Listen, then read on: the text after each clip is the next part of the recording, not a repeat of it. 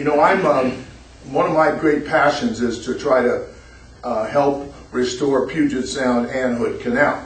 And we started on Hood Canal, not because I live there, but because like Lake Washington, it's a smaller piece that we thought was more manageable. You could find out what the unique problems were. And one of the things we found out right away is Puget Sound has like flushes 5 times a year, the water exchanges, where Hood Canal is like 1 or 1.5 times a year. And then you have that very deep area, 600 feet deep, where we have had problems with a lack of dissolved oxygen. We have problems with the alder capturing nitrogen. And we have even a pH problem with acidity, which Taylor is concerned about, and I'm concerned about, affecting shellfish and whether you can reproduce shellfish. So these are serious issues. I was out there in the canal yesterday in my boat and looked at some of the buoys we've got out there. That was all done with the money that we worked with Jan English and that's not the right Jan Newton, excuse me. Jan Newton and the Hood Canal Salmon Enhancement Group, the Hood Canal Dissolved Oxygen Group. So we've learned a lot there. And we're working on Puget Sound itself. When I took over as chairman of Interior Probes in 2007, Puget Sound, compared to the Great Lakes and Chesapeake, they were getting 50 million, we're getting 500,000. So I figured we had to get some equity here. I mean, I think Puget Sound is the most important estuary compared to the Chesapeake. And we were not getting that. I got it up to 50 million. And so we're doing a lot of good work on this. It gets down to issues like runoff and stormwater, and still too many chemicals, pollutants being washed off the roads into the rivers, into the sound. And we're going to have to look at construction. We're going to have to look at retrofitting. We're doing things like, is it pervious or impervious? You want the surfaces. Linda, you know the answer to that. What is it? We want the ones that absorb the water on the side.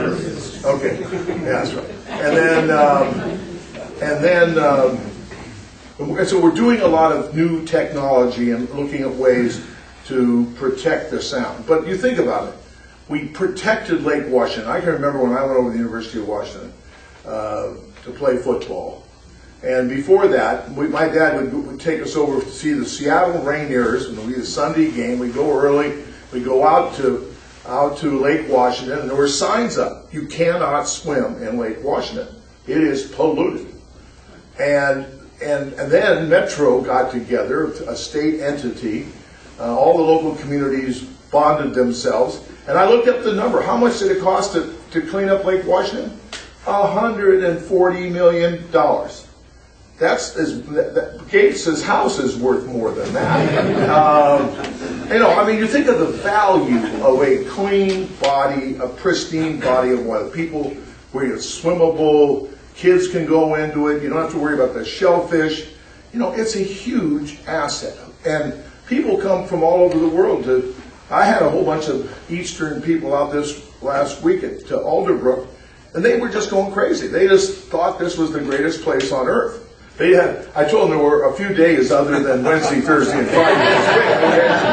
But I took them out on the boat. We went on the Lady Alderbrook. They went up and hiked and played golf, and they couldn't believe the $42 at Gold Mountain either.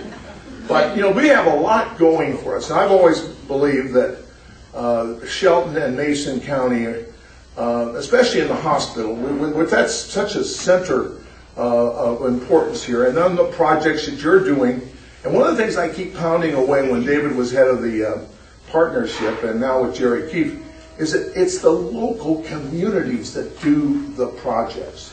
If you're going to clean up Puget Sound or Hood Canal, you've got to get the local communities involved in a way that's affordable.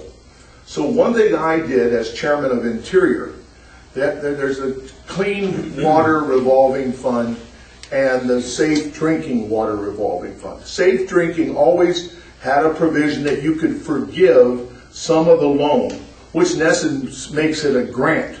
So when I became chairman, I changed the clean water this is under EPA and then Department of Ecology at state level, so that some of grants could be forgiven in communities that have a hard time paying for these projects, and for the tribes and others.